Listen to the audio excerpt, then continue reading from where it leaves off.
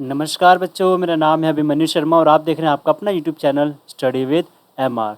ये basically girls का जो है मिड टर्म का पेपर है और ये आज हुआ है 16 अक्टूबर 2024 को ये वाला पेपर हुआ है। तो अभी हम ज़रा डिस्कस कर लेते हैं कि इसके अंदर आया क्या हुआ है।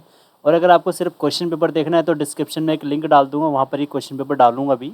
आप चाहे तो उसको डाउनलोड करके देख भी सकते हैं, ठीक है।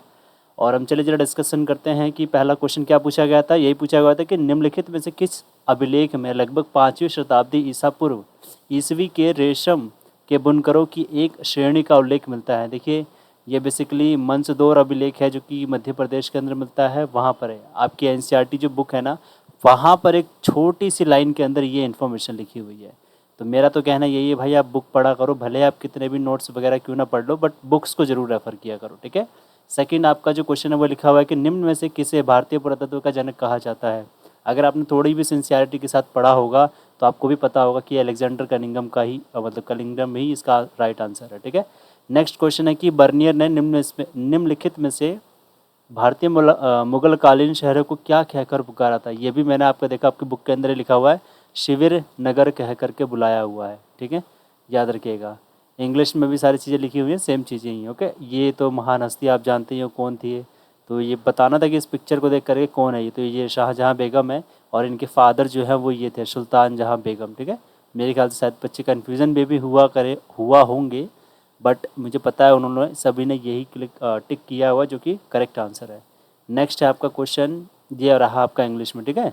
ये आपका हो गया ये मंसूरदार इंस्क्रिप्शन और इसका राइट आंसर हो जाएगा अलेक्जेंडर कनिंघम। इसके बाद हो जाएगा ये कैंप टाउन बोल के गया था वो बेचारा, बर्नियर ने कैंप टाउन कहा था, और ये आपकी शाहजहाँ बेगम होगी, ठीक है।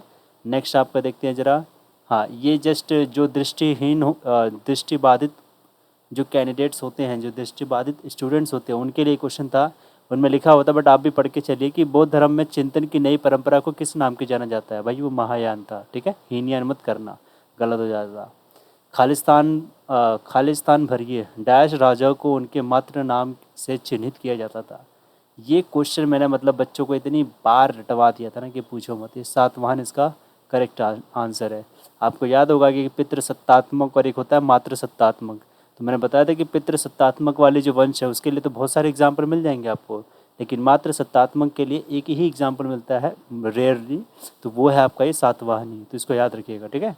नेक्स्ट आपका कि प्रयाग प्रशस्ति के संदर्भ में निम्न कथनों का विचार कीजिए और सही विकल्प का चयन कीजिए। तो उसमें लिखा हुआ है कि इसे गिरनार अभिलेख भी कहा जाता था। आपने अगर पढ़ा होगा तो आपकी बुक के अंदर या किसी की भी सर के नोट्स के अंदर गिरनार अभिलेख का जो पॉइंट है ना कभी भी नहीं आया है, ठीक है। तो आप इसको गलती से भी मत सोचिएगा कि ये क्या पता सही हो सकता है। जी नहीं, ये बिल्कुल भी सही नहीं हो सकता ये, ठीक है। नेक्स्ट पूछा गया है कि इसकी रचना हरिसेन द्वारा की गई थी। बिल्कुल सही, ये सही बात है। और इसकी सूचना प्राकृत भाषा में की गई, नहीं प्राकृत में नहीं है, संस्कृत भाषा में लिखी हुई थी। मतलब ये गलत हो गया और ये वाला भी गलत ही है, ठीक है। नेक्स्ट आपका यह प्रशस्ति सम्राट समुद्रगुप्त के विषय में, बिल्कुल सही बात है। तो इसके अकॉर्डिंग जो इसका राइट आंसर हो जाएगा वो हो जाएगा ऑप्शन नंबर बी, जो कि केवल 2 और 4 को सही बता रहे हैं, ठीक है। नेक्स्ट आपका कि यहाँ दो, अच्छा वो असर्शन एंड रीजनिंग वाला क्वेश्चन है, अभिकथन और कारण वाला है।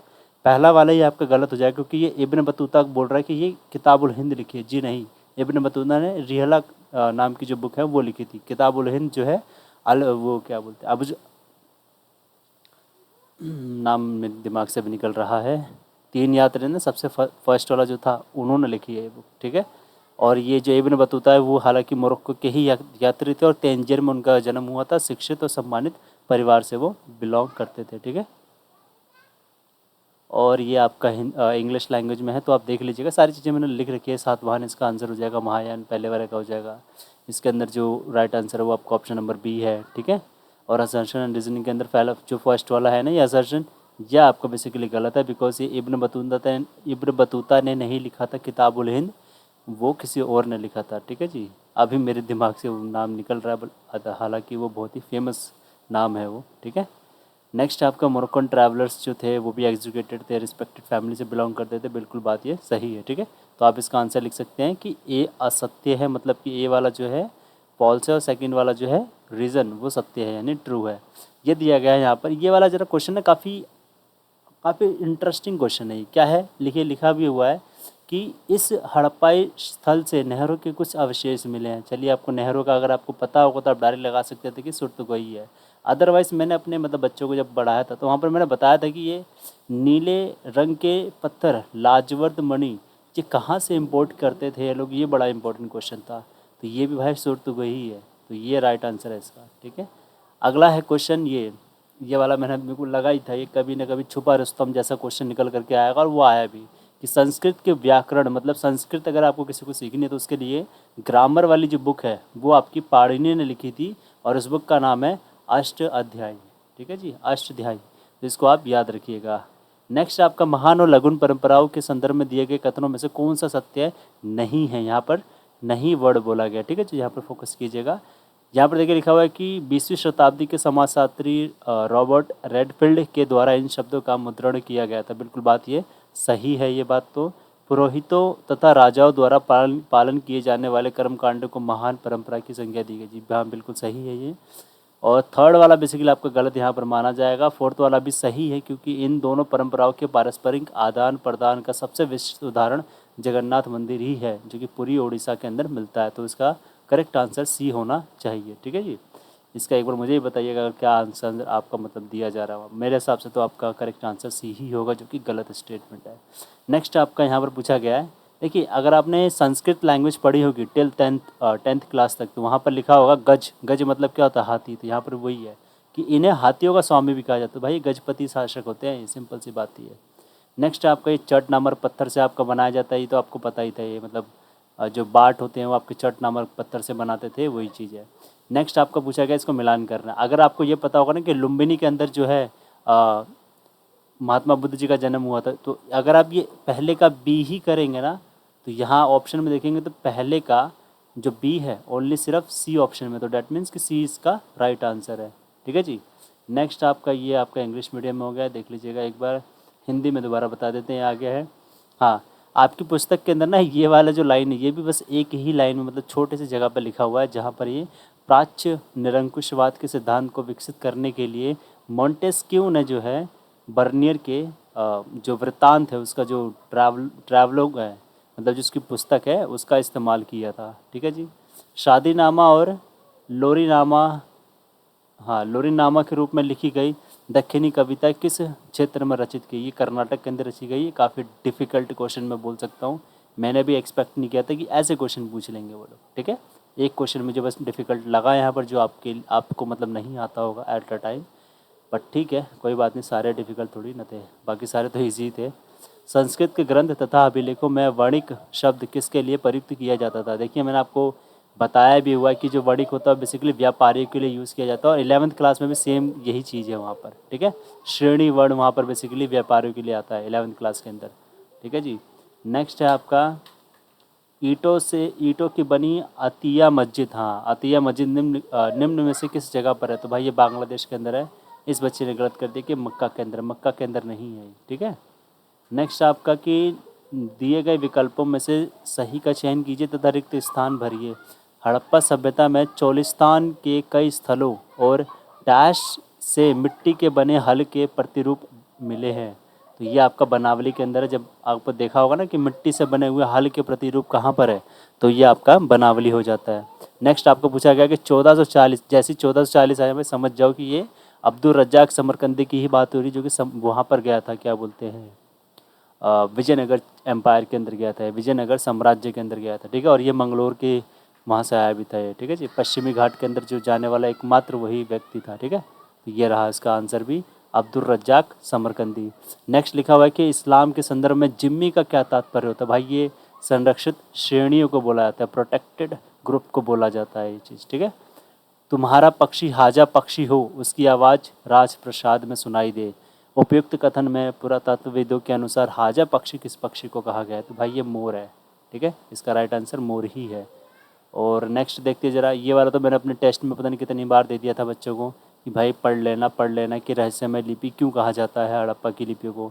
तो मैंने लिख रखे हैं कुछ पॉइंट, जैसे चित्रात्मक लिपि थी 300 लेकर 400 तक, जो है साइंस लैंग्वेज उसमें मिली हुई है, और जो इनकी भाषा है वो अभी तक पढ़ी नहीं गई है, और इसीलिए जो है इनको रहस्यमय लिपि कहा जाता है, क्योंकि पता नहीं क्या लिख के गए हैं भाई, बहुत ही बड़ा रहस्य हुआ हमारे लिए। ठीक है, और इंग्लिश में बोलते हैं एनिग्मेटिक स्क्रिप्ट। नेक्स्ट आपका पूछा गया था ऑप्शन के अंदर, ये भी क्वेश्चन पता नहीं कितनी बार दिया था मैंने उन लोगों को, कि हड़प्पा शहरों की सबसे अनूठी विशेषताओं में से एक उस उत्कृष्ट तथा योजनाबद्ध तरीके से बनाई गई नालियाँ थी। कथन की पुष्टि कीजिए। जी हाँ, बिल्कुल सही थी। वो नालियाँ जो है ये लोग ढक के रखा करते थे, साफ़ सफाई किया करते थे। हर एक घर की दीवार का उसमें एक का सटा होना ज़रूरी था। जिप्सम से ये लोग बनाया करते थे और ये लोग जो है उसको कवर करके रखते थे, ढक करके रखते थे बेसिकली। ठीक है, ये मैं आपको जस्ट जल्दी जल्दी बता रहा हूँ सारी चीज़ें, ताकि ज़्यादा लंबी वीडियो ना बने, वरना अदरवाइज़ जो बच्चे अभी अपना पेपर दे करके आए हैं उनको टाइम लग जाएगा देखने में फिर। नेक्स्ट क्वेश्चन है आपके कि छठी से चौथी शताब्दी ईसा पूर्व में मगध के सबसे शक्तिशाली महाजनपद बनने के पीछे कौन से कारण उत्तरदायी थे। ये वाला भी क्वेश्चन मैंने बहुत बार कराया था उन्हें। इनफैक्ट बोला भी था कि 6 नंबर या 8 नंबर में आने के चांसेस होते हैं, बट इन लोगों ने 3 नंबर में दे दिया क्योंकि अब ट्रेंड बदल रहा है। ठीक है, तो ये वाला 3 नंबर में दे दिया। हालांकि लिख सकते हैं कि लोहे का प्राप्त होना, वनों से जो है हाथी प्राप्त हुए, नदियाँ आई थी, नदियाँ थी वहाँ पर, है ना, उपजाऊ नदियाँ कौन सी थी, गंगा और वो सोम नदी जो है, सोन नदी। उपजाऊ भूमि थी। ठीक है, सक्षम राजा लोग भी अच्छे थे इस वजह से।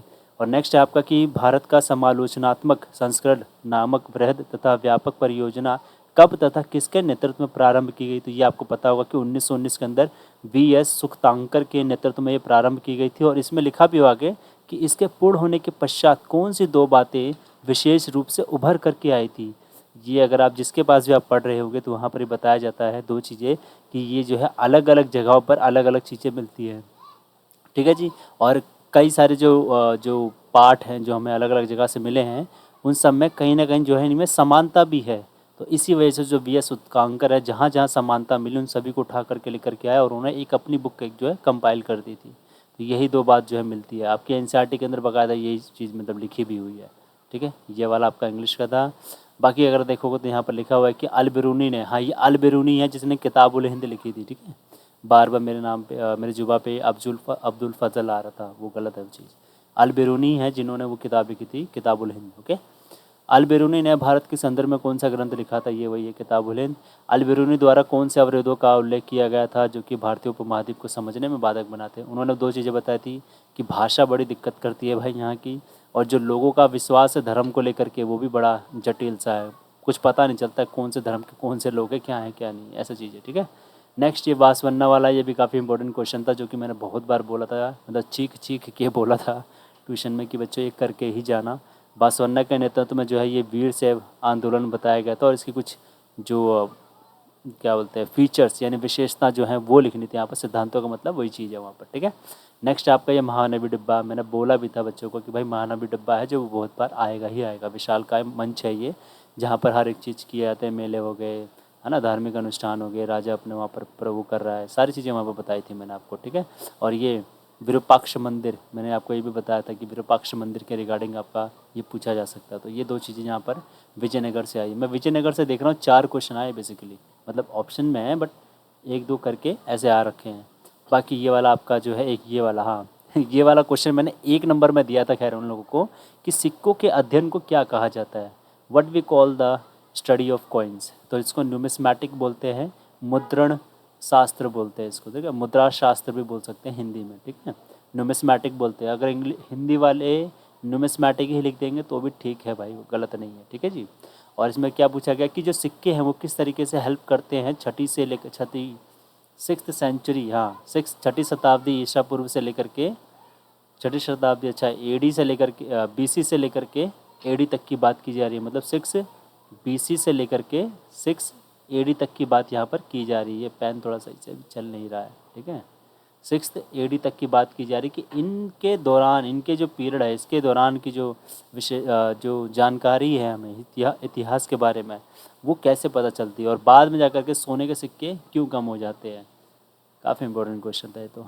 अगला है, यद्यपि अभिलेख किसी भी इतिहास को जानने के लिए एक उत्तम साधन अथवा स्रोत है, तथापि इनकी अपनी कुछ सीमाएं हैं जो इतिहासकारों को अन्य स्रोतों की सहायता लेने के लिए बाध्य करते हैं। कथन के संदर्भ में अभिलेखों की उपयोगिता तथा सीमाओं की चर्चा कीजिए।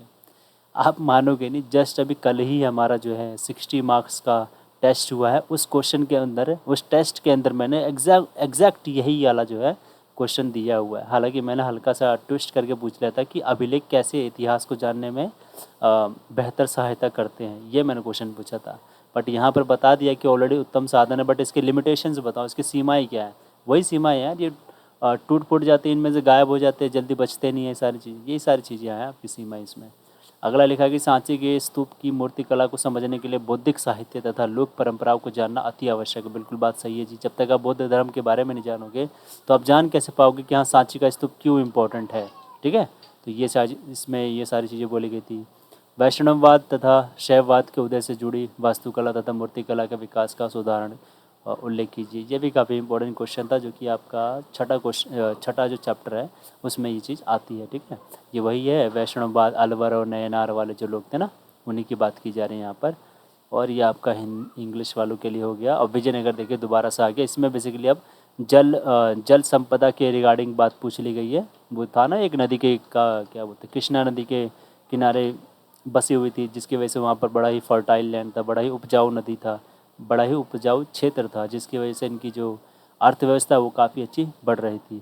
और ये मैकेंजी याद कीजिए, कॉलिन मैकेंजी था एक व्यक्ति जिसने जो है हम्पी वाला जो क्षेत्र है उसको खोजा था, और वहाँ से उन्होंने पता लगाया कि कैसे कैसे चीज़ें वहाँ पर मंदिर हैं, कैसे कैसे वहाँ पर बाज़ार लगते हैं, ये सारी चीज़ें उन्होंने ही बताई थी। यहाँ पर वही चीज़ लिखा है ना, सर्वेक्षणों के बाद यात्रा वृत्तांत तथा अभिलेखों से मिली जानकारी को एक साथ जोड़कर मानचित्र पर महलों, मंदिरों, बाज़ारों का अंकन संभव हो सकता है। हाँ जी, यही बात उन्होंने बताई भी थी। और ये वाला विवाह के 8 प्रकार, ये तो मैंने एक बार अपने नोट्स में ही डाल के दे दिया था। मनुस्मृति का संकलन कब हुआ, ये सब सब चीज़ें बता रखी हैं भाई, है ना। अगर आप पढ़ोगे तो बढ़िया रहेगा, और मैं तो कह रहा हूँ आप बुक से पढ़ो तो ज़्यादा बेटर है। ठीक है, नोट्स के अंदर देखो, नोट्स का मतलब ही होता है कि तुम कंसाइज वे में, मतलब छोटे से छोटे तरीके से आप कैसे जो है नोट्स को बना सकते हैं, वैसे करके लोग जो है आपको नोट्स देते हैं। ठीक है, और ये आपके कुछ 2 पैसेजेस आए थे। और हाँ, ये मैप आया हुआ था जहाँ पर ये नागेश्वर पूछा गया, जो कि गुजरात के अंदर ऑलरेडी बताया हुआ है आपको। और कोट दीजी, ये आपका सिंध के अंदर पड़ता है। मेरे हिसाब से बच्चों को ये नहीं पता था। नेक्स्ट आपका धोलावीरा और कालीबंगा। धोलावीरा तो सबको पता है भाई, लोथल और धोलावीरा एक ही जगह है, मतलब गुजरात के अंदर है। और कालीबंगा का बताया था मैंने, बंगा मतलब बैंगल्स, बैंगल्स कहाँ बनते हैं, राजस्थान के अंदर बनते हैं, ये उनको मैंने बताया था। हालांकि फिर मैंने देखा कि इस बच्ची ने जो है मैप वाला जो पोर्शन है वो फाड़ रखा था, और फिर मैंने देखा इंग्लिश के अंदर ये लिखा हुआ था कि on the same outline map 2 important Buddhist sites have been marked as A and B. Identify them and write their correct names on the line drawn near them. तो ऑब्वियसली ये 2 ही हैं भाई, अमरावती वाला और ये सांची का है। सिंपल सी चीज़ थी इसमें, है ना। और बाकी ये इंग्लिश में भी सेम चीज़ पूछा गया, बस आपका यही है। और ये पैसेज हिंदी वाला है, एंड देन ये इंग्लिश में वापस आ गया। ठीक है जी, बस इसमें इतना ही पूछी हुई थी। और आई होप आपको वीडियो अच्छी लगी होगी। अच्छी लगी तो प्लीज़ चैनल्स को लाइक, सब्सक्राइब और शेयर जरूर करना ना भूलें, काफ़ी इंपॉर्टेंट रहता है हमारे लिए। और मैं कोशिश करता रहता हूँ कि और भी ज़्यादा आपके लिए वीडियो बनाई जाए। और हिस्ट्री का जो कोर्स है उसे मैं कोशिश कर रहा हूँ कि इस चैनल पे कंप्लीट करा दूँ, तो ज़्यादा बेटर रहेगा। ठीक है, तो चलिए अभी तक के लिए बस इतना ही है। थैंक यू सो मच, धन्यवाद।